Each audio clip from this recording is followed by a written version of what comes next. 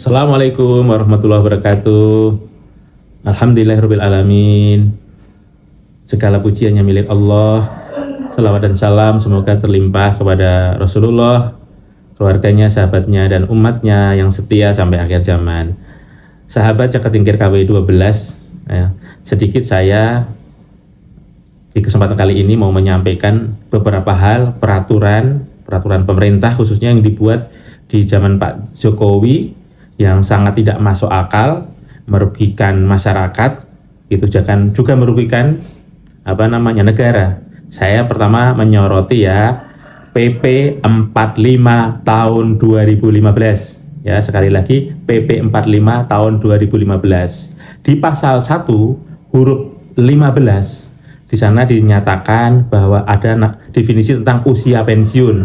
Usia pensiun itu bukan di PP itu bukan usia pada saat orang benar-benar pensiun, tapi usia pensiun itu di PP itu disebutkan adalah usia saat peserta pensiun, yaitu dalam hal ini peserta BPJS Ketenagakerjaan dapat dibayarkan uang pensiun ya. Jadi usia pensiun itu menurut PP ini adalah usia peserta program pensiun dapat dibayarkan uang pensiun. Nah, di sana nanti di pasal berikutnya itu ditentukan bahwa setiap 3 tahun itu usianya bertambah terus 1 tahun sehingga akhirnya usia pensiun itu nanti terakhir yaitu usia pensiun itu usia 65 tahun. Ya, ini kritik saya gimana? Bayangkan ya, nanti kalau ada yang pensiunnya itu umur 58, umur 60 misalnya itu, dia harus nunggu. Ya kalau yang pensiun 60 aja, nunggu 5 tahun dia untuk dibayarkan uang pensiunnya. Bayangkan 5 tahun dia mau makan apa, begitu. Padahal ini loh, kita bandingkan yang namanya peserta BPJS Ketenagakerjaan ini, uang pensiun itu dibayarkan dari iurannya sendiri.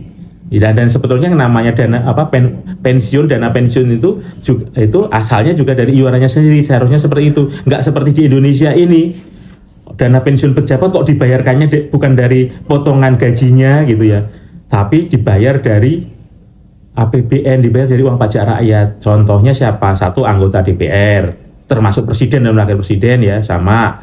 Kemudian menteri, pejabat negara ini ya, menteri, berarti wakil menteri juga, kepala daerah, gubernur, wakil gubernur, bupati, wali kota dan wakilnya.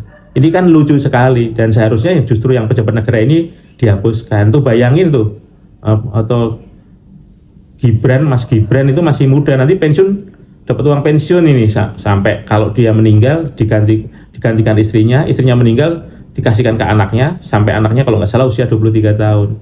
Tapi lucu, uang pensiunnya dari uang pajak gitu. Itu Pancasilanya kira-kira di mana? Yang jelas nggak ada lah Pancasila, sila ke-6 kan nggak ada. Kalau sila 1 sampai 5 jelas melanggar semua itu kan. Gitu kan. Sementara Pancasila nggak ada sila ke-6 kan gitu.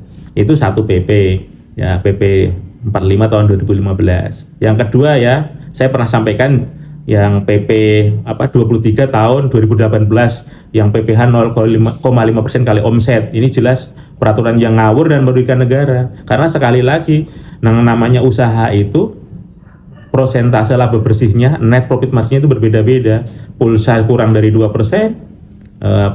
terus kelontongan 8%, 5 sampai 8%. Itu kalau dagang rumah makan yang sederhana itu 25% gitu. Kalau jasa bisa 50-60% ya, seperti kosan itu bisa 70-an% gitu.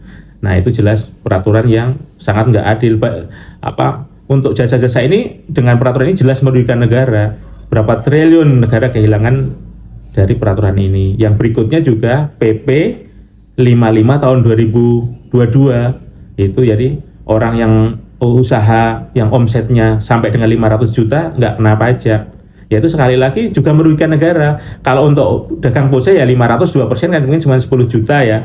Kalau orang kelontongan omset 500 kali 8% kan 40 juta, nggak apa-apa, nggak bayar pajak. Tapi yang punya kosan, Anda punya kosan gitu loh, punya pendapatan 500 juta setahun, untung Anda itu bisa, yang usaha kosan bisa 350 juta sampai 400 juta, masa nggak bayar pajak gitu.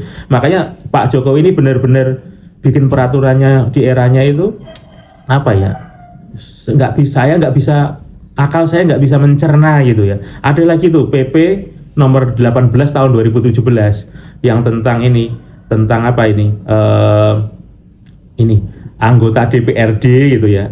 Itu yang kalau pemerintah belum bisa menyediakan rumah, untuk diberikan tunjangan perumahan gitu. Kalau tidak bisa atau belum bisa memberikan rumah dinas, untuk diberikan tunjangan perumahan. Ini sangat tidak masuk akal. Nah kalau DPR RI mah ya masih masuk akal lah, karena dari berbagai pelosok dan kantornya di Jakarta. Kalau di daerah ini kayak di kota saya, ini anggota DPRD itu paling jauh rumahnya itu 10 kilo dari kantor DPRD. Kenapa harus dikasih tunjangan perumahan? Jadi bikin kebijakan tuh akal saya tuh nggak bisa nerima, nurani saya nggak bisa nerima.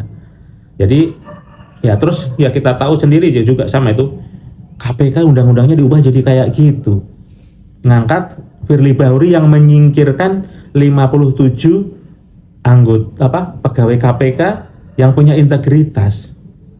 Ini maunya apa ini saya ini? Maunya apa ini Pak Jokowi ini, benar-benar aduh. Saya sakit hati nih sebagai rakyat, terus terang ya.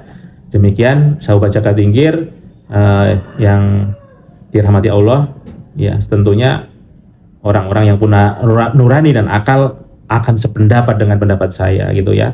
Ya, kecuali para termul itu, orang-orang yang aneh-aneh termul itu kan. Termul itu kan apa ya? Katanya sarjana hukum gitu ya. Gitu. Nggak tahu kuliah dari mana, tapi membela Pak Jokowi dalam bidang hal seolah dia tahu banyak hal, kayak teknologi dia tahu, pajak dia tahu, terus ngomong apa aja ekonomi tahu, padahal dia kan ahlinya cuma satu hal, tapi dia ngomentari membela Pak Jokowi habis-habisan dalam segala hal. Ini ciri-ciri orang bodoh, orang nggak punya nurani itu kalau seperti itu. Dia ahlinya A tapi B C D E sampai Z dia komen, dia membela gitu ya. Makanya diistilahkan termul itu ya tepat sekali ya. Demikian saya marah, sahabat Jakarta Tingkir KW12. Assalamualaikum warahmatullahi wabarakatuh.